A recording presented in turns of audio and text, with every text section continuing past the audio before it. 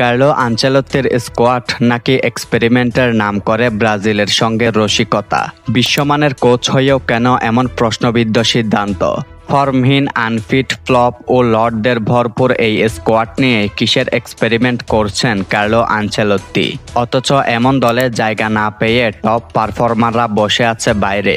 আসন্ন আন্তর্জাতিক ফ্রেন্ডলি দুটি ম্যাচের জন্য ঘোষিত ব্রাজিলের স্কোয়াড নিয়ে তুমুল বিতর্ক চলছে ফুটবল দুনিয়ায়। কার্লো আনচেলত্তি যেভাবে দলে জায়গা দিয়েছেন কিছু ফ্লপ, আনফিট ও লর্ড খেলোয়াড়দের, তা এক কথায় হতাশাজনক।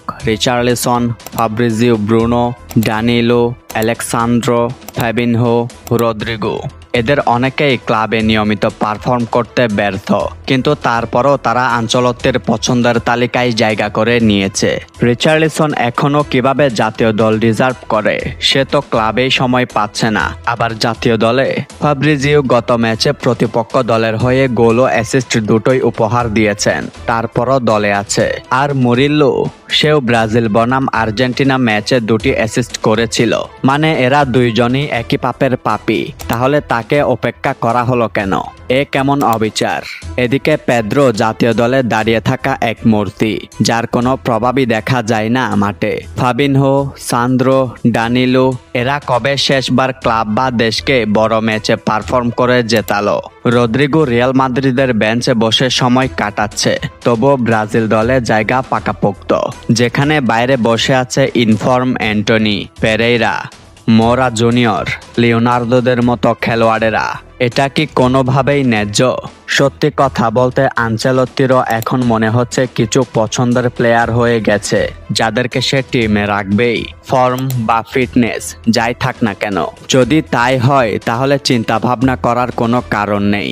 আমাদের সেরা পারফরমেন্স করা খেলোয়াড়দের সাথে কয়েকজন লর্ড, আনফিট, ফ্লপ মার্কা খেলোয়াড়দেরকে সাথে নিয়েই 2026 বিশ্বকাপ টুর্নামেন্টে অংশগ্রহণ করবেন কার্লো আনচেলত্তির ব্রাজিল দল।